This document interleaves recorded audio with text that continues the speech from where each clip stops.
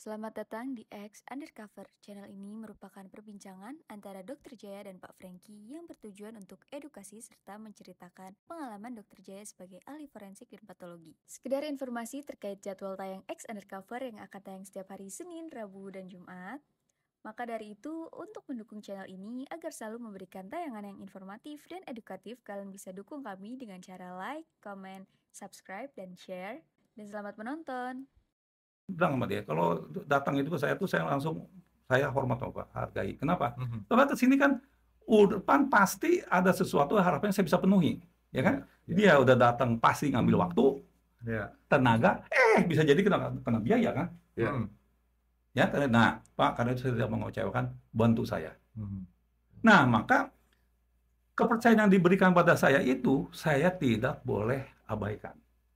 Nah, maka saya berprinsip, kita itu kenapa mempunyai wewenang begitu tinggi? Karena saya hanya bicara sama orang teman-teman itu. Tanda petik, yang paling kurang aja dari semua rasanya ya, selain dokter, kecuali dokter yang dibandingkan sama dokter kan tukang cukur. Kepala orang punya. Sama ahli DNA. Namanya kan, nama Franky ada lo tanggal sekian, mau polisi disambungin sama dia. Dan gara-gara visum saya, kamu ditangkap. Tahu nggak apa yang saya lakukan? Saya bilang, mohon maaf Pak, kalau yang Bapak masukin si Franky itu, siapapun yang Bapak maksudkan, tolong pasien di bawah saya periksa. Saya tidak akan cerita yang kemarin itu loh. Karena dia baru jadi bukti kan di sini, belum jadi. Waktu datang kan sebagai pasien, saya tidak akan buka. Nah, iya, betul. Itu satu. Jadi harusnya ada yang lain yang bilang perintah penyidik, bukan penyidik, perintah hakim, bukan perintah hakim. Yang saya ngomong tuh penyidik, hakim, undang-undang itu semua ada di undang-undang. Oke, selamat sore lagi semua. Nah, tadi kita ada janji ya dok ya? Iya. Ada kedatangan kawan lama Dokter Jaya. Ya. Namanya Dokter Raymond. Iya. Betul ya dokter ya? Iya. Dokter Raymond apa nih dok? Doraemon. Doraemon. Ya paling gampang gitu. Saya kalau kan Doraemon, coba Doraemon. Tapi Doraemon Suwita. Nah, ini made in Germany ya. Jadi made in Germany, kemudian diadaptasikan ke Indonesia gitu ya. Gitu. Yang tadi diceritakan sama Dokter Jaya. Iya. Tapi Dokter Raymond juga mengucapkan sumpah yang sama pada waktu jadi dokter di sana, dokter ya. Sumpah dokter. Iya. Sumpah dokter ya. Nah, kira-kira dok, yang dokter mau diskusikan sama Dokter Raymond apa? Soalnya ini perbicaraan dua dokter, saya nggak nyambung kalau dua dokter gitu. Enggak, justru nggak gitu Raymond. Ini kita ngomong ini untuk orang awam. Jadi justru Pak Franky ini mewakili orang awam untuk kita ngobrol-ngobrol soal rahasia kedokteran. Saya suka ngaco nanyanya dok. Oh ya, nggak apa-apa. Oke, nah jadi mungkin pertama kali saya perkenalkan ini Dokter Raymond, saya ketemunya tuh udah lama, waktu tahun 84 lah kira-kira ya. Waktu saya koas, beliau ini udah dokter dari Jerman. Dia datang, nah ketemunya di RSCM. Jangan buka rahasia umur dok. Kalau ngomong begitu ketahuan umurnya Dokter Raymond, kesian. Nah itu bahasa identitas tuh. Nggak boleh keluar. Nah, jadi kenalnya udah lama dan kebetulan Dokter Raymond ini married sama teman sekelas saya. Dia termasuk teman akrab lah. Nah, jadi kita tuh udah dari dulu lah udah kenal banget gitu. Sama-sama tahu lah. Tapi basic pendidikannya beda. Saya di FKUI, beliau ini di Jerman. Nanti Dokter Raymond sendiri memperkenalkan Jermannya di mana. Nah, tetapi sebagai seorang dokter kita dididik dengan basic-basic yang sama. Basicnya sama semua. Nah, tadi saya udah ngomong basicnya dokter tuh apa sih? Sebenarnya basic dari segi etika tuh nggak ada sekitar 6. Pertama, kita kan selalu buat pasien tuh beneficent. Kita ngomong melakukan sesuatu yang terbaik. Ya. Yang kedua, non-maleficent, kita tidak akan merugikan pasien. Berikutnya, otonomi. Kita sangat menghargai otonomi pasien. Jadi kalau kita mau lakukan tindakan, kita harus minta izin pasien. Nah, itu justice. Tapi ada dua lagi nih yang orang suka lupa, saya bilang. Yang pertama, veracity. Bahwa seorang dokter tuh harus jujur sama pasiennya. Dia nggak boleh nakut-nakutin pasien.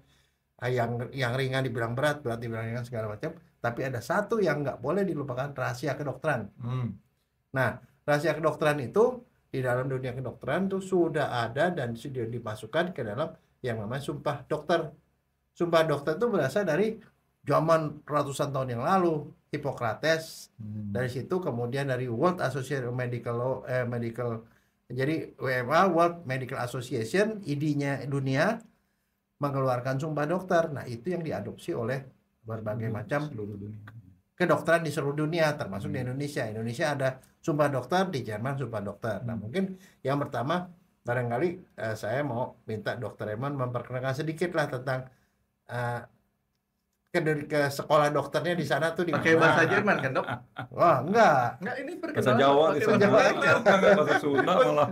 Untuk membuktikan bahwa dia made in Germany gitu kan.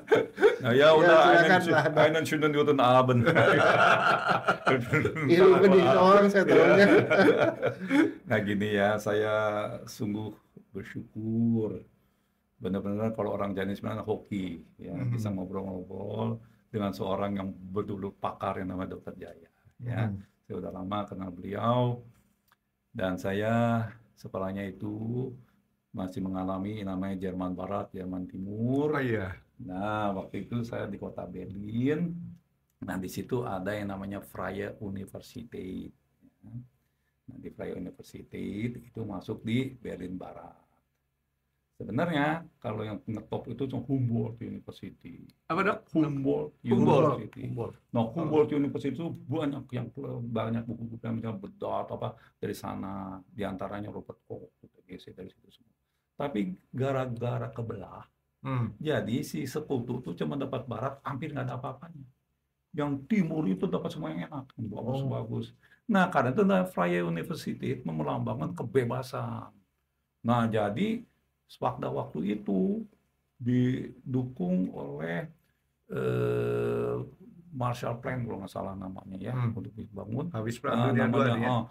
Terus juga kan nggak ada yang mau ngajar di situ kan. Yeah. Jadi dipanggilin deh semua yang hebat-hebat balik, siapa yang bisa balik begitu kan. Nah, itu riwayat saya di sana ya. Nah, kenapa sampai saya datang sini, saya bilang bersyukur dan berterima kasih. Karena saya ada sedikit ngomong sama Dr. Jaya, karena beliau itu kan pakarnya dalam hal hukum. Jai, saya itu sangat mendukung program pemerintah. Ya toh, tujuannya bagus banget. Di antaranya saya dengar kita mesti bikin rekam medik elektronik. Bagus sebenarnya, ini kan cuma memudahkan kan. Tapi yang mengganjal untuk saya itu bagaimana saya membackup diri saya melepaskan sumpah. Nah, karena saya ngomong Jaya, semua pejabat itu kan akan disumpah, tapi saya belum pernah mendengar kalau dia melanggar, paling nggak melanggar kewenangan, melanggar kode apa korupsi, tapi saya belum pernah bilang melanggar sumpah jabatan, belum pernah saya dengar. Ya, kenapa begitu? Ya, karena kita ini sebagai dokter mempunyai posisi yang berat dua, satu ke arah horizontal yang tadi Dr. Jaya bilang. Nah, kalau seseorang datang kepada kita, maka saya langsung lihat ini orang bukan pasien saya, tapi dia kalau lebih muda daripada saya anggap adik saya, lebih tua kakak, pokoknya saya anggap sebagai saudara saya. Dan dia datang ke saya itu pasti mempunyai suatu harapan. Dan kedatangannya itu adalah suatu perjuangan. Ya, saya dengar dari suatu bagus sekali ada Silda, siapa Christian apa namanya itu, dia bikin begini, Jaya. Kesehatan bukan pilihan. Kesehatan adalah suatu perjuangan. Nah, ini betul. Karena Bapak dari mana? Mateng gue. Ilmu bumi gue jeblok, kok bisa lulus SD juga ya? Ayo saya tanya, Ngabang di mana? Ngabang di mana? Ngabang nggak tahu. Nah, Jai, Muara Tewe di mana? Muara Tewe tahu. Tewe di Kalimantan. Nah, Kalimantan mana dulu? Oh, pintar lu, 100. Saya kalau punya pasien itu kalau bingung. Ilmu bumi saya jeblok. Ya kan? Nah, artinya apa dari jauh-jauh begitu? Kan Bapak datang ke saya bilang sama dia, kalau datang itu ke saya tuh saya langsung, saya hormat sama Pak, hargai. Kenapa? Bapak ke sini kan pasti ada sesuatu harapannya saya bisa penuhi, ya kan? Dia udah datang pasti ngambil waktu, tenaga, bisa jadi kena biaya kan? Ya, nah Pak, karena itu saya tidak mengecewakan, bantu saya. Nah, maka kepercayaan yang diberikan pada saya itu saya tidak boleh abaikan. Nah, maka saya berprinsip kita itu kenapa mempunyai wewenang begitu tinggi, karena saya hanya bicara sama orang teman-teman itu. Tanda petik, yang paling kurang ajar dari semua rasanya ya, selain dokter, kecuali dokter yang dibanding sama dokter kan tukang cukur. Kepala orang punya. Sama ahli DNA. Ahli DNA juga kadang-kadang nyambutin rambut orang tuh. Ya udah, itu kan. Nah, tapi kalau dokter lebih gile lagi. Sama anak saya yang perempuan itu kan dia dinas waktu itu di Rumah Sakit Angkatan Darat. Dari itu kadang-kadang kan dapat pasiennya orang dari pas pampres kan. Nah, saya kan ngomong waktu itu teman saya kan kepala itu dokter presidenan ya. Jadi saya suka tanya, gimana ring 1, ring 2, ring 3 gitu kan. Ya kan? Lalu saat saya ngomong, si perempuan kecil, orangnya kecil. Ya, tinggi. Alah, Pak, katanya mau ring 1 kayak ring 2. Kalau saya bilang dia pas pampres atau itu. Bapak, coba celana ya. Siap. Bapak, buka celana. Siap. Nah, artinya apa? Luar biasa. Itu dokter dikasih suatu mandat dari Tuhan menurut saya yang orang lain nggak bisa lakukan. Jadi karena itu ada sumpah. Nah, saya ngomong sama Jai, saya dengan senang hati itu kan ada memberikan bahwa semua rekam medis elektronik itu harus diserahkan ke Kemkes. Nanti dulu. Nah, terus oke. Sorry. Nah, jadi saya ngomong sama Jai, lu tahu nggak sumpah itu ngapain? Sumpah itu kan kitab suci. Taruh ya, ada sini. Artinya, kalau gua ngelanggar, gua tuh udah sama atas. Karena setahu saya, di pengadilan tuh ngomong juga dalam nama Tuhan Yang Maha Esa kan, keputusan begitu kan? Iya. Nah itulah, jadi saya sungguh bersyukur hari ini saya diberi kesempatan biar saya bisa menghemat saya punya Boldrex. Sebab kenapa Pak? Sudah dapat peringatan karena kita belum melakukan. Itu kan deadline-nya 31 Desember. Itu dia akan cabut, siapa yang tidak memenuhi sampai tanggal 31 Maret, ya kan? Diberi peringatan. Peringatan dari mana, Dok? Dari Kemkes. Dari Kemkes bahwa kita harus tanggal 31 Desember itu sudah ada, harus ada. Nah, siapa yang tidak boleh ada, maka diperingatin sampai tanggal 31 Maret. Kalau juga nggak lakukan administrasinya, nanti dia, kalau yang rumah sakit, dia punya akreditasi, diturunkan, atau malah nanti akan dicabut izinnya. Ada akreditasinya juga ke sekolah? Iya, gitu rumah sakit ada, semua akan dilakukan akreditasi. Fine, semua bagus maksudnya, tetapi yang menjadi masalah untuk saya itu, di situ ada keharusan, kewajiban. Ya kan? Dalam memberikan waktu, nama identitas pasien harus jelas, NIK, status sosial, itu harus ada wajib. Pengertian status sosial apa, Dok? Kawin, pendidikan, agama. Padahal kita tahu bahwa itu yang apa lagi namanya agama kan, malah beberapa orang kepengennya dilepas dari kan, di Jepang nggak ada, di tempat lain nggak ada yang namanya agama, itu kan urusan sosial biasa aja dong. Bagaimana konsekuensinya kalau orang tahu kan digital ini RME ini apa dia bilang harus disimpan sedikitnya 25 tahun dari kunjungan terakhir. Dari kunjungan terakhir. Jadi artinya nanti nih saya udah masuk, mati pun saya punya masih ada. Jadi 25 tahun terhadap data-data tadi, Dok ya? Dihitung sampai data terakhir. Jadi kita datang misalkan nih, pernah datang 1 Januari 2024. Ya. Saya datang lagi tanggal 29 Februari. Dihitungnya mulai tanggal 29 Februari tahun 2024, 25 tahun kemudian. Tapi nanti kalau pokoknya mundur 25 tahun. Dan di situ ada juga klausel yang menyatakan boleh dibuka kalau dia mati, kalau bagaimana, nah itu mesti dilihat ya, oleh ahli waris. Ada tuh semua tuh. Nah ini yang menjadi pemikiran saya. Sebab saya punya tanggung jawab ke atas, ke bawah semasa bodoh, ya kan? Nah ini karena saya secara random aja, saya tanya kepada pasien saya, Pak, ini pemerintah ada ide baik, Pak. Tapi Bapak mohon maaf ya, saya mohon izin ke Bapak. Saya baru ini bercoba nih, Dr. Jaya. Ini Pak tujuannya begini Pak. Jadi kalau Bapak datang kemanapun Bapak pergi, begitu udah dibuka, mereka tahu Bapak itu kemana aja, dipegang dokter siapa, penyakitnya apa, obatnya apa semua. Satu Pak. Yang kedua, Bapak datang nih mungkin setelah 5 tahun baru nggak muncul lagi. Jadi cepat ketahuan, ya kan? Gitu. Tapi Bapak itu yang bakal di samping di pihak, tapi data Bapak mesti masuk semua loh. Data sosial Bapak, ya kan? Nah, bagaimana? Ini menarik. Saya cuma coba dari 10, ya toh? 7 hampir pasti menolak. Kalau nggak masuk di NIK, dia bilang nggak apa-apa. Ini kan disatukan sama NIK kan?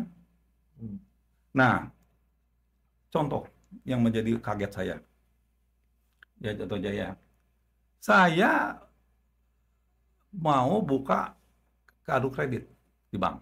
Datanglah orang marketing ke saya. Nah, saya tanyakan Pak Franky, kalau you ke telepon BCA atau 1.500 Pak Mandiri kan, nah itu kan dia tanya identitas Bapak kan, nama, tanggal lahir, tempat lahir. Nah, kunci terakhir tanyakan ibu kandung kan? Ibu kandung. Ya. Nah, saya kasih lagi diisi itu, saya isi ibu kandung A namanya. Iya. Kira-kira seminggu kemudian ditelepon sama orang bank, orang marketing. Dok, dokter punya data untuk ibu tidak cocok dengan Dukcapil. Jadi kami minta kakak. Lah, saya bilang kan itu kan urusan saya dong. Saya mau minta ibu saya C kek, ibu saya D kek. Ya kita buat rahasia saya kan di sana kalau persis kuncinya kan. Oh nggak bisa dok. Di perbankan sudah terganggu sama Dukcapil. Jadi dokter tetap harus buka itu, kasih kakak kita. Ya mau diapain lagi? Nah ini Dr. Jaya yang jadi masalah tuh. Kita nggak bisa jamin kerahasiaannya. Saya kira-kira 10 hari yang lalu kan ada tuh dari Kemkes juga mengatur. Saya tanya hal ini. Kami tunjang Bapak, tapi tolong berikan pada saya jaminan apa bahwa rahasia ini tidak terbuka, ya kan? Supaya saya jangan kualat. Nggak bisa jawab dia. Buat saya kali ini enak podcastnya dok. Kenapa tau nggak? Saya aman. Kalau saya sama dokter Jaya saya podcast, otak saya mikir, saya masih nanya apa. Sekarang ini udah ditambah. Sekarang saya nggak perlu mikir. Saya minta dokter Jaya mikir supaya bisa aja sama dokter Rahman. Nah, biarin dia biasa sama-sama putih. Iya. Dia pertama hitam saya bisa istirahat dong. Bisa minum dulu. Silakan dokter. Gini ya, mungkin saya nggak tahu, tapi yang pendengar tuh mungkin bingung ini ngomongin apaan sih gitu loh ya. Iya, betul juga gitu. Jadi kita kembali ke tadi yang kita omongin. Dokter itu, ya sebenarnya gini ya, dokter itu kalau saya bilang itu adalah satu profesi yang paling tua. Kemarin kita udah bahas bahwa dokter itu posisinya sama seperti kayak dukun pada masyarakat. Gitu. Betul Karena gitu. dukun itu dia punya hubungan langsung dengan di atas, sehingga kalau orang sakit nggak lari ke kepala suku, tapi larinya ke mereka, ke dukun. Betul. Dukun ngobatin. Nah itulah dokter, posisi seperti itu. Nah karena kita hubungan dengan di atas, kalau pasien datang ke dokter, terus dia ngarepin apa sebenarnya? Pertama dia punya keyakinan bahwa dokter akan membantu dia. Gitu. Yang kedua, dokter itu akan melakukan yang terbaik buat dia. Dan yang ketiga, dokter akan menyimpan semua rahasianya. Dan dia tidak mau rahasianya dibuka oleh dokter kepada siapapun. Nah, tetapi masalahnya adalah yang tadi kita belum sampai ke situ. Dokter nggak mungkin mengingat semua data pasien. Padahal otaknya kan terbatas. Pasiennya banyak, makanya ditulislah dalam bentuk rekam medis. Nah, rekam medis itu berisi semua data pasien.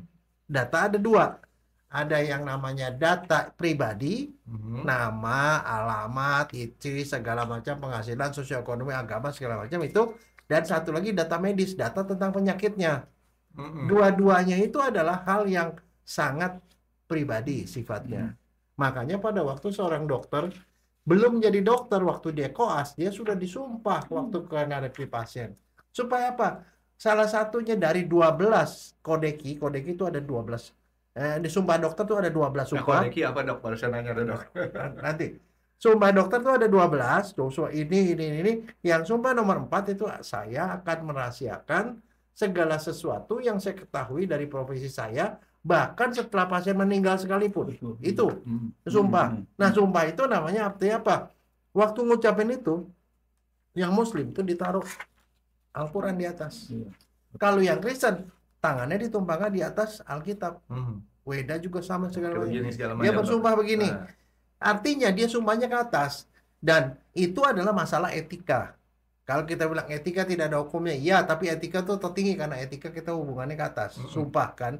Nah, tapi karena ini hukum itu menganggap bahwa yang namanya etika itu tidak bisa dijatuhkan hukuman, makanya soal sumpah ini dimasukin karena hukum juga. Dia dicantumkan di dalam undang-undang praktek kedokteran, dimasukkan ke dalam undang-undang rumah sakit, dimasukkan ke dalam undang-undang kesehatan yang terbaru sekalipun ada tuh Frankie, yang nomor 17 tahun 2023 itu ada bahwa setiap dokter itu harus menyimpan rahasia pasien. Dan bahkan ada identitasnya jelas dia. Ya, rahasia itu ada dua tadi saya udah bilang, ada identitas dan satu lagi soal data medis. Dua-duanya harus dirahasiakan.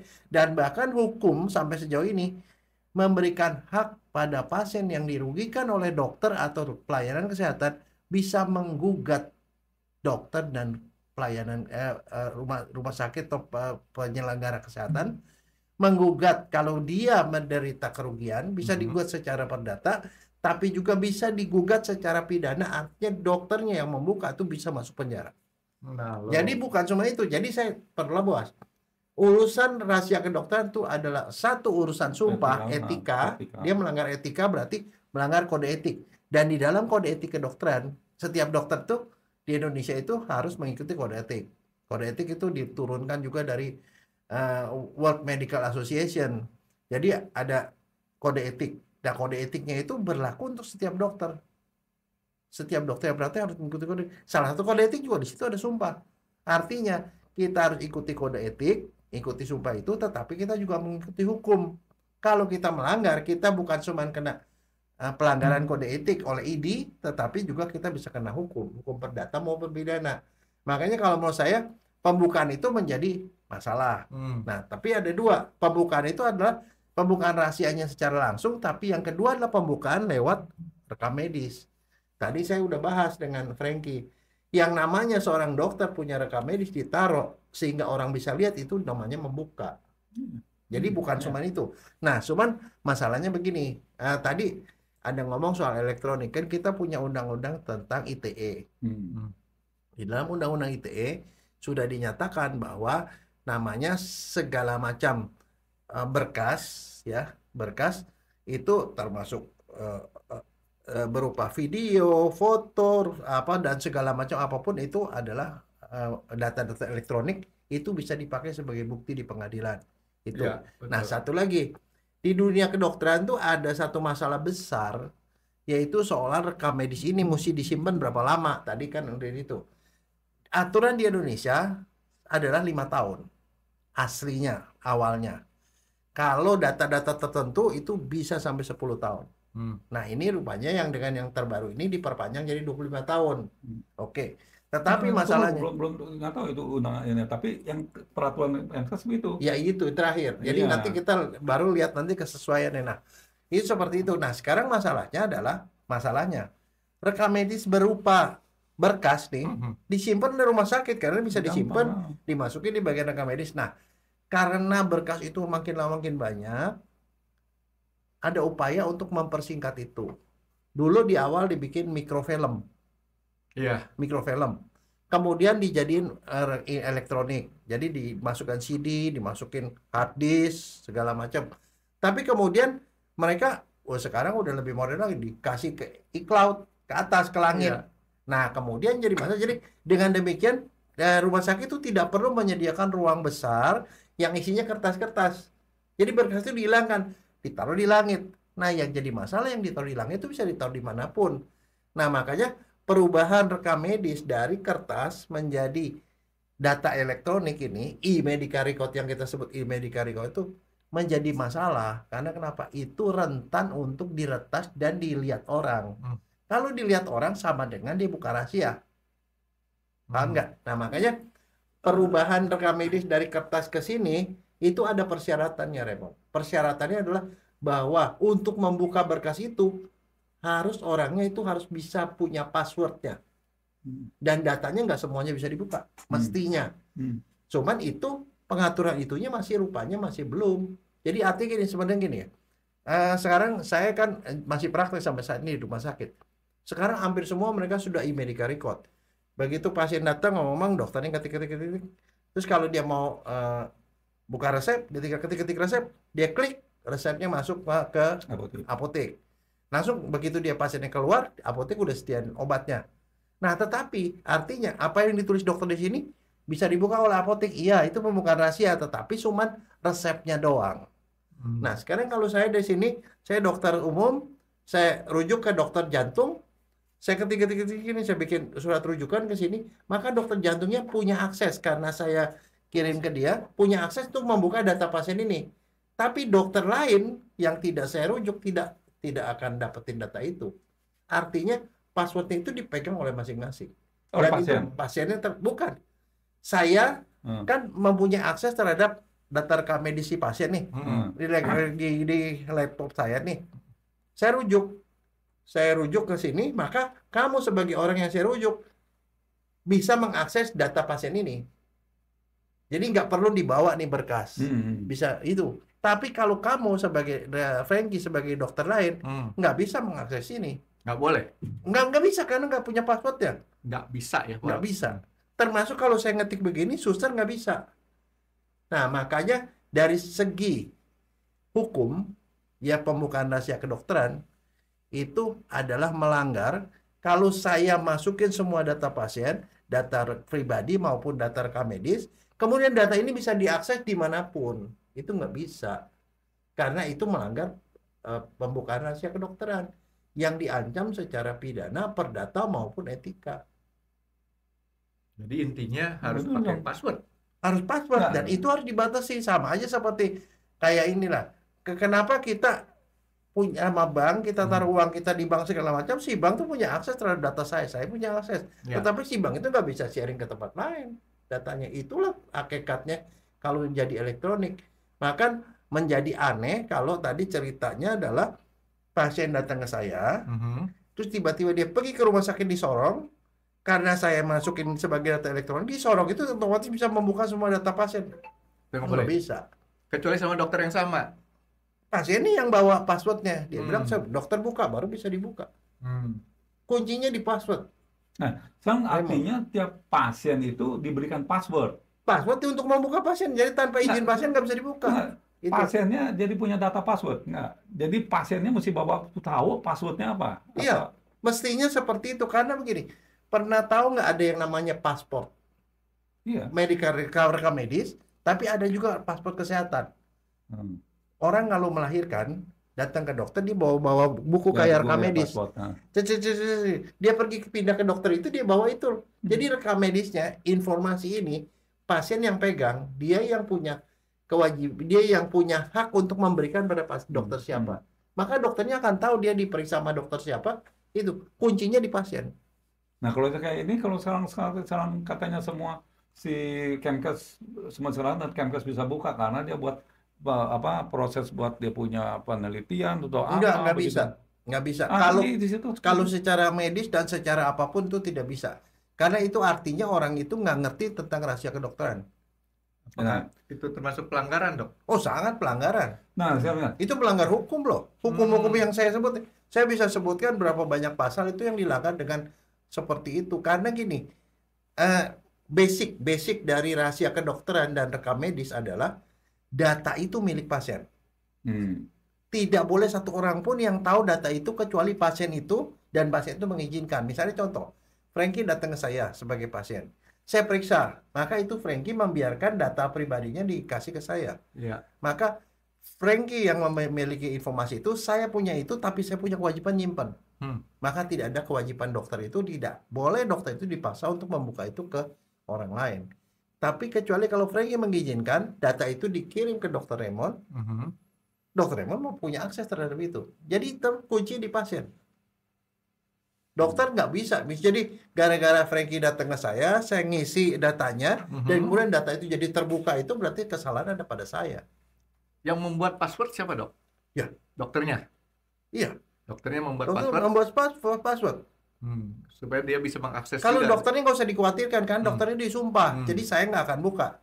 Tapi karena si pasiennya punya password, anytime dia pergi ke rumah sakit di Sorong, dia bilang, "Dok, saya udah pernah jadi pasien dari di Dr. Raymond, di dokter segala macam. Dokter kalau mau tahu riwayat saya nih, si pasien itu memberitahu dokter itu baru bisa dibuka."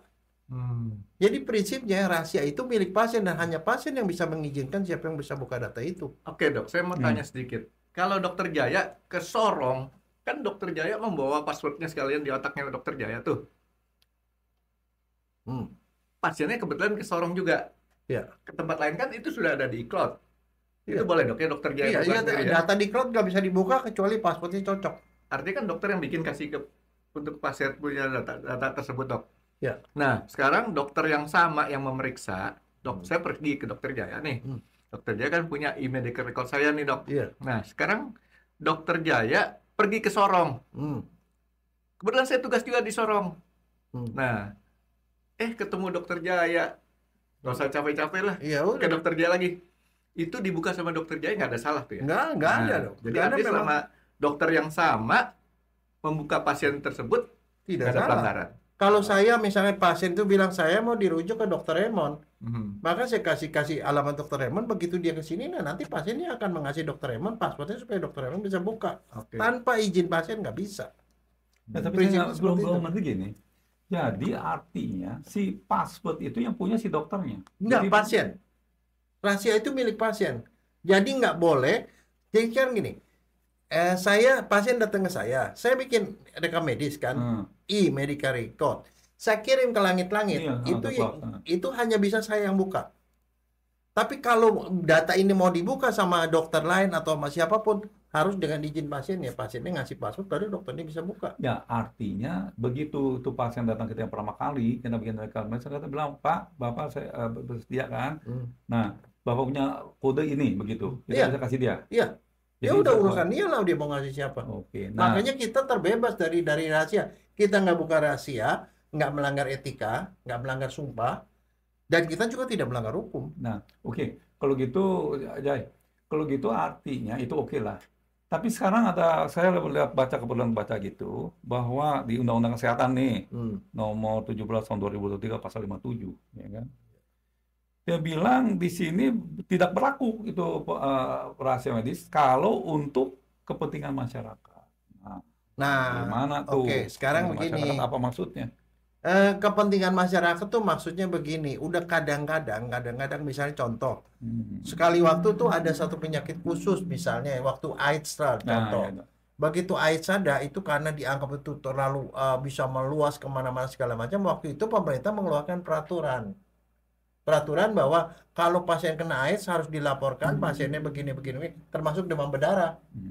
Kalau ada gini supaya kenapa? Supaya lingkungannya kemudian bisa disemprot dan lain-lain. Itu kepentingan umum. Tapi itu adalah keputusan pemerintah. Itu kekecualian.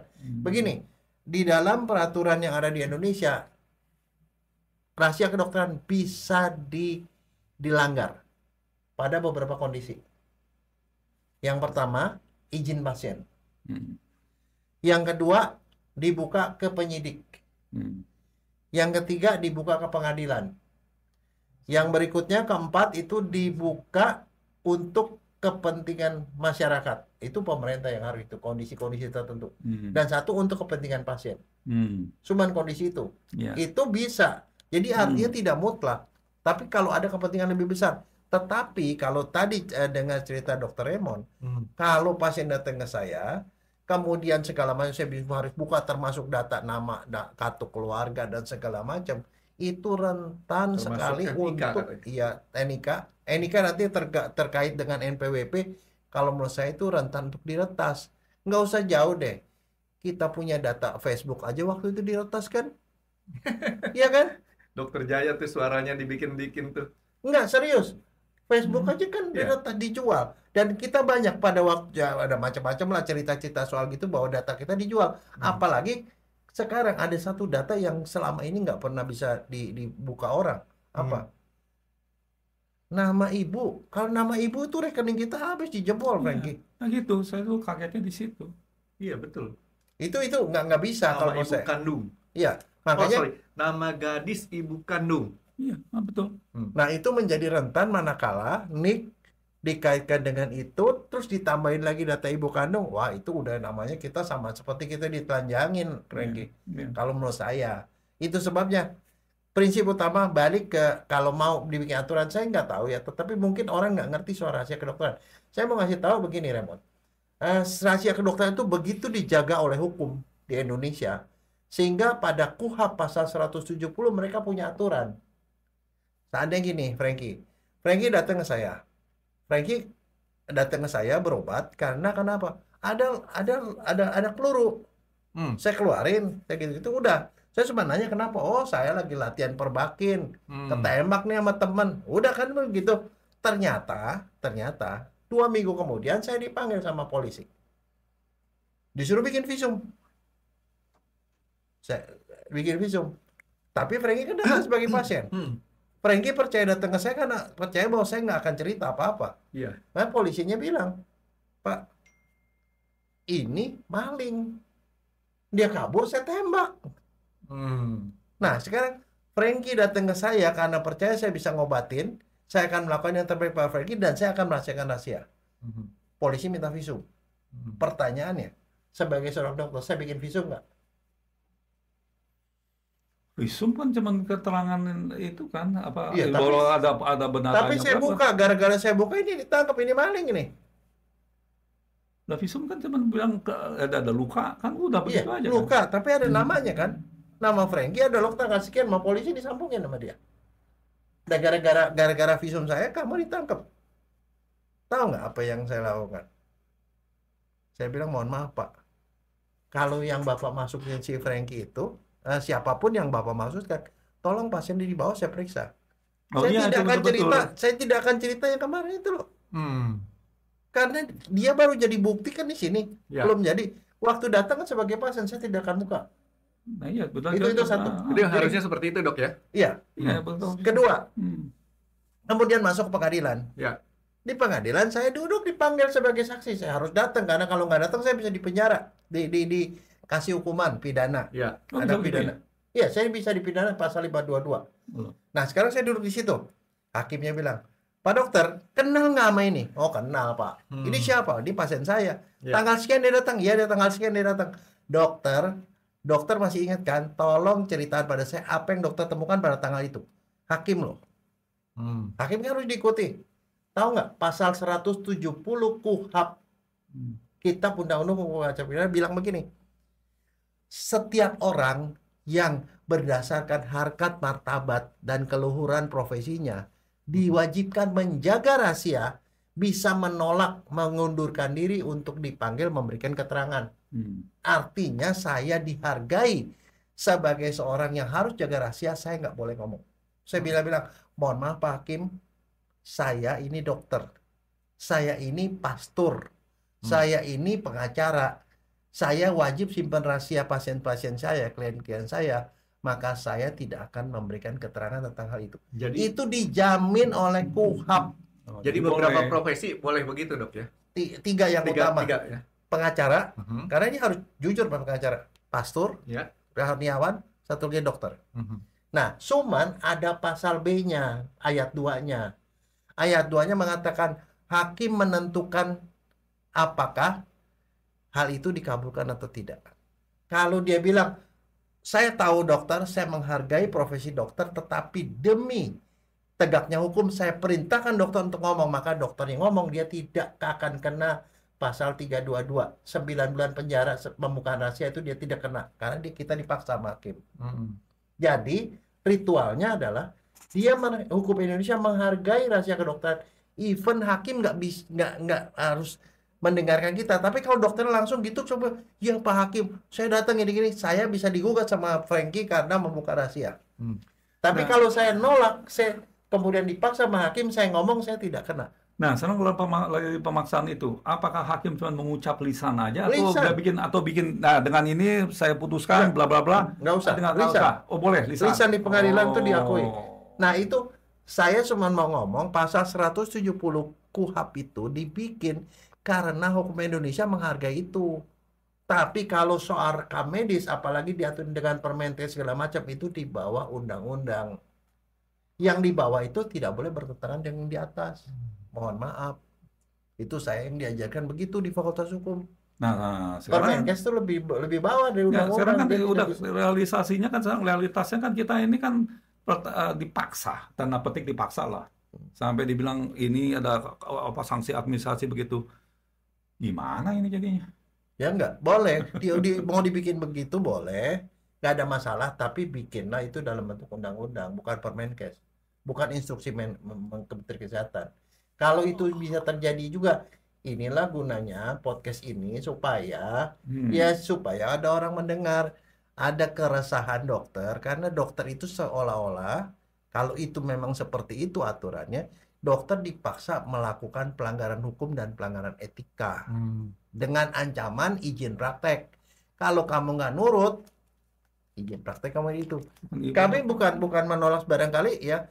Kita tidak menolak soal rekam medis elektronik, tidak. Rekam medis elektronik itu ada kebutuhan zaman.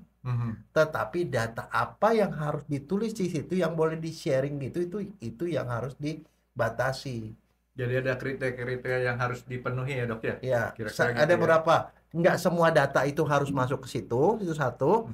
Yang kedua, kalau masuk di situ pun siapa yang punya akses terhadap itu harus dibatasi. Sama seperti kita ke bank. Kita buka-buka buku rekening bank, kan kita buka rahasia ibu kandung. Ya kita buka karena kita yakin mereka tidak akan buka ke orang lain. Gitu loh. Tapi kalau kita nggak yakin bank itu akan nyimpen data kita itu dan kemudian data itu di-sharing ke orang sehingga orang bisa bobol kartu kredit kita nggak bakal percaya dong sama itu. Jadi di mana-mana dalam komunitas orang beradab, ya, yang paling penting apa? Kepercayaan. Kita buka rahasia kita kok ibu kandung ke bank karena kita percaya sama bank. Nah, pasien datang ke dokter dia percaya sama kita, maka kita tidak akan buka gitu loh. Nah, yang harus diatur adalah pertama, kalau bikin aturan ada hierarkinya. Undang-undang itu di atas, Permenkes di bawah. Jadi ini nggak boleh bertentangan yang di atas. Tetapi kalaupun misalnya memang elektronik memang ada sesuai dengan ada aturan cantolannya pasti bikin seperti itu aturan, tetapi nggak boleh bertentangan dengan undang-undang yang di atas. Kalaupun harus dimasukkan situ, ya barangkali kalau menurut saya NIK nggak mesti masuk dong. NIK kaitannya dengan NPWP. Ya dong. Kemudian ibu kandung kan kaitan dengan rekening, itu kan sesuatu yang nggak bisa di-sharing sama orang lain. Bahkan data pasien pun katanya pemerintah punya itu di dalam hukum udah jelas kok, bisa dibuka kalau ada undang-undang. Bisa dibuka oleh penyidik, bisa dibuka itu. Artinya hanya untuk hal khusus, nggak secara umum. Nah, ini sebenarnya kita itu sudah bisa bebas dipidana dokter-dokter ini dengan tanda petik pemaksaan dari Kemkes ini. Karena kalau saya pelajari itu udah di pasal 48 KUHP itu bila dipengaruhi daya paksa. Nah, kan kita dipaksa ini. Enggak, bukan. Bebaslah kita. Enggak, ini. Iya dong. Bukan begini. Ini kan kita nggak bisa apa-apa. Bukan begitu. Tadi kita udah bahas. Untung tadi kamu datang terlambat. Kita sudah bahas itu. Jadi begini ya. Yang namanya itu saya bilang itu SKS 2 SKS itu belajarnya di Fakultas Hukum pasal 48 pasal 55. Kamu dengar itu 4 pasal. Jadi artinya gini, ini berlaku begini. Orang melakukan tindak pidana, jangan setiap orang melakukan tindak pidana dihukum. Ada 2 hal yang namanya penghapus pidana. Itu tadi kita belum ngomong. penghapus pidana itu pasal 44 KUHP. 44 begini, kalau orang gila atau orang yang mentalnya tidak berkembang, orang yang retardasi mental, membunuh orang atau melakukan tindak pidana, dia tidak bisa dihukum karena dia gila, karena dia tidak berkembang. Itu penghapus pidana. Kalau ini adalah ini namanya penghapus si pidana. Jadi gini, itu ada 4 pasal, namanya kalau dalam bahasa Strafrechtsleutiging ground namanya, dasar penghapus pidana. Jadi pidananya ada, dihapus. Kalau itu sama sekali dihilangkan itu hak pidananya. Jadi dia nggak melakukan tindak pidana. Orang gila nusuk orang itu nggak melakukan tindak pidana. Tapi kalau yang 4 ini, dia melakukan tindak pidana, tetapi tindak pidananya nggak bisa dihukum. Overma, daya paksa. Daya paksa itu artinya orang jahat, bukan pemerintah. Jadi contoh, tadi saya kasih contoh. Saya nggak boleh buka rahasia. Perempuan berobat ke saya, sakit kelamin. Suaminya datang, dia bilang, dokter, saya mau nanya isi saya sakit apa. Oh, saya nggak bisa kasih tahu, Pak, karena saya ini ada rahasia. Nggak digaplok, dikasih celur. Celur dikalungin di sini, bagus loh, celur itu warnanya masih mengkilap. Emas, lu kender juga dong. Dia nggak ngomong apa-apa, cuma dikalungin gitu. Itu namanya overma, tapi bukan dari pemerintah. Itu adalah si penjahatnya ini yang memaksa kita rahasia. Yang pasal 49 itu nutwir itu daya paksa. Dia nggak maksa gitu, nggak taruh gini. Soalnya dia bilang, saya tahu anak dokter punya anak 2, satu di sekolah A, satu sekolah B. Dokter kan yang ngatur jam sekian gini, dokter pakai mobil gini. Cuman ngomong gitu. Saya bilang, daripada anakku diapa-apain, saya buka. Kalau saya digugat sama pasien, saya bilang saya nggak bisa, karena itu pasal 49 daya paksa, itu berat lawan namanya. Berat lawan. Kalau tadi overma, daya paksa. Ini berat lawan. Yang ketiga, melaksanakan undang-undang. Ini undang-undang, bukan Permenkes loh. Dan yang terakhir itu perintah atasan. Atasan saya bilang, tolong dokter kasih daftar pasien-pasien dokter. Saya kasih daftar. Ini yang sakit kelamin sih, ini. Nggak taunya bos saya ini memanfaatkan itu untuk hal-hal lain gitu. Perintah atasan. Jadi 4 itu menghapuskan pidana karena ada dipaksa oleh kondisi, bukan oleh negara. Oleh negara cuma satu, undang-undang. Undang-undang wabah misalnya. Kita gimana nggak bisa ada itu paksaan? Kita kan dihukum. Kita bilang kalau kamu nggak beres, misalkan, kan? Itu sebabnya, itu salah.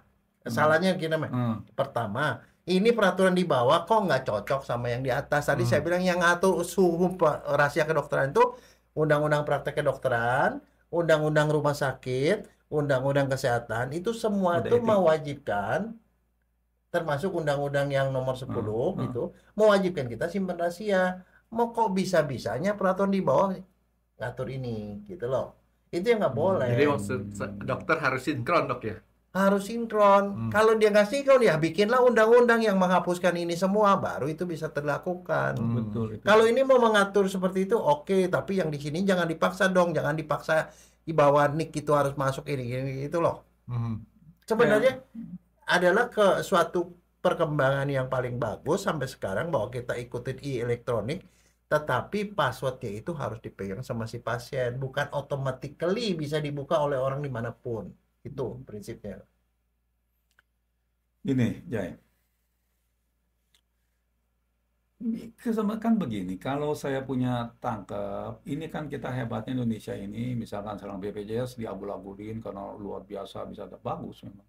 Dan ini juga kan maksudnya juga baik. Nah, kenapa sih kan kita sama kan cuma dapetin data si Kemkes itu. Sebenarnya penyakit apa sih yang banyak di Indonesia? Misalnya kan begitu kan. Pasti bla bla bla bla gitu. Kenapa harus identitas pasien itu yang jelas dengan nik, ya toh? Nggak bisa pakai kode, misalkan kan orang tersangka kan AR namanya kan nggak dibuka gitu. Ya inisial gitu. Iya, inisial. Dari dulu sebenarnya pembukaan rahasia sih udah umum sekali. Contoh, Frankie buka rekening di bank A, kasih tahu kan ibu kandung, bikin bank B, kasih tahu ibu kandung, tahu orang nggak ada yang ribut karena dia sendiri yang ngasih izin. Pasien yang harus kasih. Ya maksud saya kan gini, itu kan jelas-jelasan di bawah di situ instruksinya, seluruh data itu harus masuk ke Kemkes, dan Kemkes diperbolehkan untuk membuka dengan orang-orang yang diberi hak. Nggak bisa. Dia nggak bisa, dia kan perlu buat Itu idenya baik buat penelitian mereka, buat data mereka bisa. kan. Di dalam kan coba buka. Kalau saya sih mau ngasih kuliah beginian bisa. Itu di situ udah dibilang bahwa yang bisa membuka itu nggak bisa. Itu hanya jadi ada beberapa pembatasan rahasia itu bisa dibuka kondisi gini-gini. Nah itu tidak memenuhi itu aja. Yang gini aja yang paling gampang juga ya begini ya Frank ya. Realistis saja deh. Kalau dokter yang namanya udah lansia, ya umumnya suka gaptek. Itu mesti diakui lah, ya kan? Jarang dokter-dokter yang udah di atas 60 kayak gitu kan, yang masih itu. Maka untuk bisa mengisi ini, dia pasti mesti minta bantuan stafnya. Dokter Eman, kasih istilahnya jangan gaptek, GT dok. Apa tuh GT? Ya gaptek. Oh ya, bahasa keren gitu. Nah, enggak, maksud saya itu terpaksa. Saya mesti punya asisten yang ngisiin kan? Iya. Ya dong? Iya. Nah, ini yang saya pikir enggak masalah. Selama ini juga kagak masalah. Contoh koas itu kan belum dokter penuh, tetapi dia juga disumpah. Orang itu disumpah loh. Artinya kalau dia jadi asisten saya dia yang masukin. Oke lah itu kalau di praktek pribadi terpaksa ya atau siapa lah bantu saya kan. Yang muda kan lebih pintar daripada kita kan. Ini kan begitu. Nah, itu gimana itu? Enggak ada masalah. Karena gini, di dalam undang-undang dan peraturan soal rahasia kedokteran, dia bilang yang wajib simpan rahasia itu adalah dokter, mahasiswa kedokteran, perawat, mahasiswa perawat, petugas-petugas yang berkaitan termasuk petugas lab dan itu termasuk mereka harus disumpah. Mereka nggak boleh ngomong juga sama. Tapi artinya sebelum dia boleh lakukan dia udah sumpah. Sumpah ke siapa? Enggak, enggak mereka di profesinya yang sumpah, bukan urusan kita. Misalnya kayak bidan sumpah bidan itu ada, dia harus jaga rahasia. Perawat ada sumpahnya. Nah, kan kalau kita punya misalkan bukannya tenaga kesehatan, tapi kita orang informatik itu, misalkan kita ambil orang yang orang lulusan itulah, ya kan IT kayak atau lulusan kayak manajemen itu, kan dia nggak ada sumpah. Ya dong. Enggak, sebenarnya kalau mau ngomong semua orang mau digituin juga nggak bisa. Dia di bank juga kan ada orang-orang yang nggak gitu. Tetapi mereka kan juga punya aturan internal bahwa itu mereka harus ini gitu. Atau gini aja, gimana? Kalau menurut saya sih mungkin ya paling bagus itu supaya campus juga nggak masalah, yang isi juga nggak masalah. Oke. Pertama, kalau saya boleh saran ya, kalau nggak bisa salah nih saya kan. Kenapa sih ID-nya itu semua identitas sosial, identitas itu mesti masuk semua? Oke itu masuk, tapi identitas misalkan yang jelas nama pribadi, nik segala itu, kenapa sih mereka misalkan nggak perlu dimasukin? Pakai kode aja, tapi kan udah dapat semua. Dia punya pendidikan, kawin, cerai, gue nggak tahu deh itu kan agama, ya bisa aja kan. Nah itu satu ya. Yang kedua, ini kan kita urusannya kan sama atas, kan kita disumpah. Ya kan, karena itu kita kalau di pengadilan itu kan disumpah dulu, karena kan pengadilan kan dalam nama Tuhan Yang Maha Esa kan. Gimana caranya supaya kita dibebaskan dari soal ini? Memungkinkan nggak Kemkes bikin surat, suatu statement kepada semua dokter nakes atau itu bahwa kami yang menjamin kalau semua ada kebocoran ini semua atau kan kita nggak bisa jamin, ya kan, bahwa ini semua adalah tanggung jawab kami. Bisa nggak begitu? Atau notarial, jadi kita punya sumpah lepas, ya. Nah, notarial dalam negara atau pengesahan dari pengadilan. Enggak, jangan dibikin rumit, karena kalau menurut saya cuma satu, orang yang bikin peraturan itu nggak ngerti hukum kesehatan. Lah, orang menimbang bla bla bla itu lah hukum berapa? Itu tinggal copy paste. Oh begitu ya udah. Kalau saya mau paste aja dan paste. Saya mau ngasih tahu. Enggak, dia itu benar copy paste doang. Kamu jangan sangka itu mereka ngerti, mereka nggak ngerti. Itulah sebabnya kadang-kadang ini kalau itu nggak ngerti, jadi jangan itu dibikin ngaco-ngaco. Di seluruh dunia itu yang namanya rahasia kedokteran tetap sama. Yang ada lagi ini sekarang gini ya, itu pembukaan misalnya ada hak negara tuh untuk memaksa, misalnya wabah dia harus dibuka rahasianya. Itu rahasia-rahasia khusus untuk hal kecil, bukan untuk hal yang umum. Nggak mungkin hal umum dibuka semua. Misalnya contoh kalau orang HIV ya, kalau HIV yang memang mau dicari surveillance itu memang dikasih tahu orangnya. Tapi itu hanya untuk itu, nggak dengan untuk yang umum-umum yang lain. Tak itu Frank, yang kita percaya. Kesulitan kan gini. Kita itu misalkan mau menolong, niat kita baik. Yeah. Tapi kan niat baik itu kan selamanya nggak selamanya baik, belum tentu untuk orang itu baik. Iya. Saya kasih contoh. Itu proyek dulu waktu pemerintah Jerman, saya pernah pemerintah Jerman membuat sumur itu yang buat orang di Gunung Kidul, ya kan, dibikin ada tempat sumur. Jadi dengan pemikiran bahwa orang-orang dari desa-desa, ya toh nggak usah ke jauh-jauh jalan gitu. Mereka kaget-kaget setelah jadi, ini serius ini kejadian di Gunung Kidul. Oh udah bagus, jarang yang pergunakan. Tetap aja mereka ke suatu tempat gitu, ke sungai itu, kumpul. Tahu nggak, Frank, ada yang terjadi? Karena bisa ngobrol. Benar, di situ betul. Di situ mereka bisa ngobrol, bisa perjodohan, bisa perdagangan. Ya Dan kan? satu lagi dibawa pelihara ikan. Nah, jadi maksud saya itu betul niat baik ada, tetapi harus juga punya hati. Empati harus ada. Nah, saya kasih contoh. Saya punya satu orang itu, sampai sekarang, saya tanya itu kan, menikah atau nggak menikah. Ya kan? Dia agak marah sama saya. Ya kan? Nah, dia bilang, dok, saya mau kasih tahu dokter ya. Sampai sekarang dia nggak sebutin, pokoknya dia kasih lihat surat saya, tapi saya nggak sebutin instansi apa. Sampai detik saya marah banget, ya kan? Karena nama suami saya ada di situ, di surat itu. Padahal kan saya udah cerai. Padahal saya udah cerai. Jadi katanya. belum diupdate. Nah sekarang bagaimana udah ke print. Nah sekarang ini yang namanya RME itu, nah saya tanya aja, bisa nggak sang gini kan, kayak tadi kan kelamin, kan bisa sembuh, tapi di rekam mediknya masih tetap ada kan, benar aja. Ya padahal kelamin saya bisa berubah-berubah loh. Iya, bisa kan, ya kan begitu, ya. Loh kenapa urusin kelamin saya? Kenalin dulu gitu ya. Jadi itulah maksud saya itu kan nggak ada empati artinya ya. Jadi kan ini itulah yang saya bilang, ini identitas pasien itu, dia menikah atau tidak menikah, itu kan sebenarnya urusan pribadi ya. Agama, kan bisa aja kejadian bahwa sekarang agama A ganti agama B. Betul. Itu kan bisa memberikan dampak yang negatif untuk orang itu kan, kalau orang lain itu, ya kan? Kenapa harus ada? Ya, nah jadi Jai, saya tak itu saya itu kemarin ini dalam pertemuan guidance dari DPR, saya tanya, saya bantu banget deh, tapi tolong bantu saya membackup bahwa saya ini akan tidak, kan saya tanya sama dia, kan rahasia semua kan, saya tanya, bisa dijamin nggak? Enggak. Kan bisa, dia bilang buka aja nggak bisa ngajakin. ya, Enggak, itu yang tadi saya bilang. Dokter Jaya sendiri ya, di Facebook tahu-tahu ada muncul muka Dokter Jaya, suaranya tapi beda. Iya, nah, gitu. Frank, jadi saya tanya, ini serius 10 hari yang lalu, saya tanya, Bapak, kan ini nggak bisa, kan Bapak nggak berani jamin kan, ya kan? Kita lihat tuh cabut semua data aja para bocor semua kan.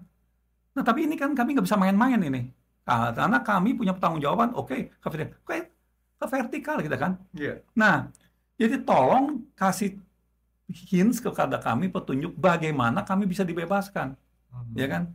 Nggak bisa, dia bilang gini, oke, ini hal yang belum kami pikirkan, nanti nggak bisa jawab hari, oke, tapi sampai hari ini belum ada, ya kan? Nah itu Jaya, kan sekarang kita mesti bantu ke pemerintah si Kemkes ini, bagaimana supaya kita terlepas. Bukan bagaimana supaya terlepas, ya aturannya ini harus dirubah, diperbaiki supaya sesuai dengan undang-undang yang di atas. Karena ketidaksesuaian undang-undang itulah yang membuat tuh Indonesia tuh kacau balau. Yang di bawah tuh bikin aturan yang nggak cocok sama yang di atas itu. Nah tapi Jai kan Itu gini, aja Jai kan kita kan kalau saya peraturan undang-undang kan lama Jai. Enggak, bukan undang-undang, Permenkesnya harus dirubah supaya cocok sama yang di atas. Oke.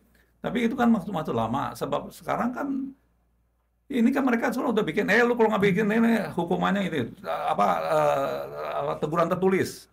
1, teguran tertulis, 2, ketiga bisa dicabut izin klinik ke rumah sakit atau degradasi. Kan udah ada semua mereka ancam.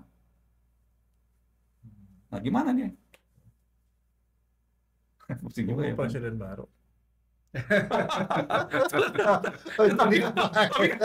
Itu kan lama, Oktober lah, Tunggu Permenkes baru. Ya berarti problemnya Dokter Raymond ini perlu ada pemecahan segera gitu dokter ya. Itulah, enggak, soalnya bukan apa-apa, saya tuh ngomong kualat. Ya kan? Saya tuh sangat benar-benar menghargai pasien. Karena itu saya kemarin ngomong salah satu orang etika di FKUI, orang terkenal, orang senior, Udah rektor rumah jangan pusing-pusing, kepala pecah, ya kan? Ya biarin aja. Saya bilang saya nggak bisa biarin. Gitu. Saya mau ada statement yang menyatakan saya sumpah. Karena saya masih ingat, begitu saya selesai itu, saya belum bisa nyebut dokter, ya kan? Kita mesti sumpah aja, sumpah khusus. Nah, setelah itu kita boleh jadi dokter. Padahal ijazah dokter semua udah di tangan, nggak bisa sebut dokter. Kemudian kita mau jadi profesi, harus lagi ada kode kiat. Sekarang gini ya, kalau ini terpaksa ya, dokter itu biasalah sebagai pelengkap penderita kan. Dia terbuka, kemudian pasiennya komplain gara-gara ini dokter buka rahasia gitu. Kemudian dokter bilang, saya nggak bisa dihukum karena melanggar pasal 50, melaksanakan undang-undang. Kasih tahu, ini permain case ini bukan undang-undang. Jadi dokter tidak terlindungi. Nggak bisa dipakai itu penghapus pidananya. Paham nggak? Penghapus pidananya itu nggak berlaku karena itu harus undang-undang. Nggak cocok. Ada yang lain yang bilang perintah penyidik, bukan penyidik. Perintah hakim, bukan perintah hakim. Yang saya ngomong tuh penyidik, hakim, undang-undang itu semua ada di undang-undang. Tapi penyidik pun baru bisa kalau dia udah instruksi dari hakim kan. Iya. Belum, dia nggak bisa datang, saya penyidik nggak bisa kan. Enggak. Dia mesti ada surat dulu dari hakim kan. Iya. Gitu. Ya itu ya, mudah-mudahan omongan kita ya didengar. Ya saya sendiri pusing sih kalau saya ngasih kuliah ya pokoknya begitu aja lah. Kalau kagaknya tuh Indonesia tuh susahnya kenapa? Kamu kebayang ya? Struktur kita tuh sedemikian rupa, yang buat undang-undang tuh siapa sih? Undang-undang aja nih. Partai. Nah sekarang yang ada di komisi yang bikin undang-undang tuh sopo. Saya dulu waktu sekolah di UI, Fakultas Hukum, itu ternyata ahli pembuat undang-undang itu bisa dihitung sama jari, nggak sampai 5 orang seluruh Indonesia. Yang ahli membuat undang-undang, sedangkan yang buat undang-undang tidak ahli. Ada artis di situ, ada segala macam gitu, influencer dan lain-lain, whatever lah isinya. Nah mereka itu yang bikin undang-undang, mereka nggak ngerti. Makanya kembali, kalau tadi kamu bilang itu kamu terlalu menghargai bahwa yang bikin ini nggak punya empati. Kalau punya empati dan segala macam berarti dia ngerti. Masalahnya yang bikin undang-undang itu gak ngerti. Itu yang dokter bilang 5 itu waktu dokter masih kuliah di FKUI ya, dapat informasinya yang ahlinya itu 5. Iya. Dan iya salah satunya tuh jadi ahli hakim agung deh. FHUI ya, bukan iya, FK, UI. Iya, yang nggak sampai 5 itu di seluruh Indonesia. Jadi artinya yang bikin undang-undang itu orang yang nggak ngerti undang-undang, bukan pembuat undang-undang, dan juga nggak ngerti hukum, dan bukan saja hukum pula. Semua orang sudah tahu Jai, kayak dokter tuh mesti jaga rahasia Jai. Jangan kan jauh-jauh Jai. Misalkan ya, Frank ya. Saya si Jaya kan teman baik saya, dia kirim pasien sama saya ya. Ya kan? Saya akan tanya terakhir sebelum dia pergi. Ini ya, mohon maaf ya Pak ya, Bapak kan dikirim sama Dokter Jaya kan. Kalau Dokter Jaya tanya saya penyakit Bapak apa, boleh nggak saya ngomong? Oh boleh, oke saya bilang pasti Jaya akan tanya saya. Tapi kalau Bapak dia bilang oh nggak boleh, maka saya akan bilang Jaya. Dia tanya saya, Jaya, sorry deh Jaya, lu tanya dia aja. Serius. Kalau teman baik ya? Kalau teman baik nggak bisa, karena dia percaya saya nggak bisa. Itu sesuai dengan sumpah kedokteran ya. Jangan jauh, istri pun kadang-kadang suka marah karena saya bilang dia kirim sama saya bilang tanya deh. Sebab saya sampai nanya dulu, ya kan? Boleh nggak saya ngomong? Karena ini pasti saya ditanya nih. Karena yang ngirim teman baik atau siapa gitu kan, pasti ditanya, boleh nggak? Nah saya sampai nanya, kalau boleh saya akan ngomong, tapi kalau nggak boleh saya akan nggak ngomong. Nah itulah yang menjadi beban saya itu. Meskipun orang etika bilang, alah lu pusing-pusing amat ya. Berarti besok-besok kita tunggu komen-komen yang ada di nonton podcast kita. Ya. Ini artinya nih podcast hari ini mesti cepet ditayangin. Nah, ini soalnya begini, ini deadline tanggal 31 Maret. Iya. Ya, 31 Maret belum selesai warning kedua. Kita cari pencerahan. Tapi ada itu 31 Maret tuh udah ketahuan presidennya siapa tuh waktu itu. Oh ya 20 Maret ya, 20 Maret kan udah 20 Maret kan penentuan betul. Saya nggak perhatiin tuh tanggal-tanggalnya Dok, pokoknya Oktober aja ganti presiden. Ya 20 Maret kan tentunya benar ya betul, Jai.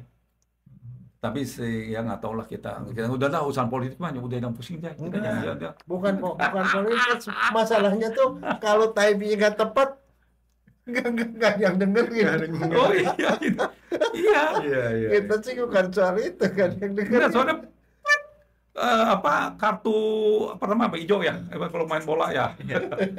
Udah keluar nih, udah keluar. Nanti kartu kuning, ya kan?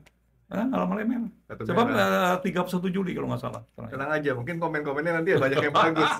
Ya kan? Pokoknya, Frank, inilah yang menjadi masalah di kita ini, sebagai nakes ini. Kita itu dalam keadaan betul-betul dilematis.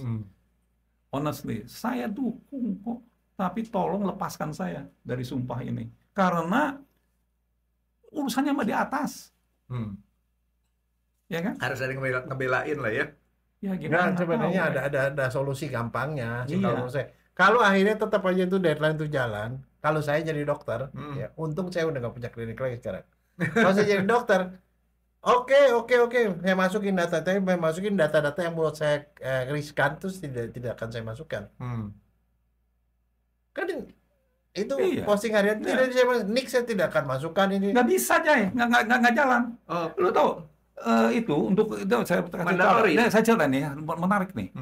Jadi sekarang kan STL seumur hidup, ya kan?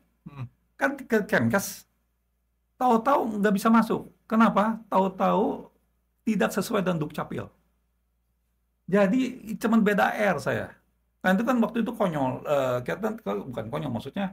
Itu kan kalau masukin nama itu kan cuma berapa? 22 item atau gimana. Jadi nama dipotong kita punya nama di belakang. Ya kan? Nah, jadi kita cuma kurang saat kelebihan, nggak masuk-masuk. Nggak masuk-masuk. Akhirnya kita lihat di KTP kita baru masuk. Jadi langsung connect ke Dukcapil. Dia jahit, coba mau bicara, masuk ke Dukcapil. Nggak bisa aja. Jadi kamu masukin nih ya, kamu nggak mau masukin nama pasien ini, nggak akan masuk. Langsung di sana di Kemkes lihat, pemasukan pasien belum ada. Kan dia dibilang, masuk kan 50%. Hukumannya apa? Ada begitu. Dia lihat nih, berapa? Itu. Nggak bisa aja. Nggak bisa. Kalah pintar Dokter Jaya sama. Oh, bukan kalau pintar. Bukan. Karena begini, sekarang banyak aturan-aturan kita pusing. Misalnya sekarang. Ini hari deadline untuk pemutahiran, lo tau kan? Gue udah dapat 3 hari yang lalu. Pemutahiran, apa namanya?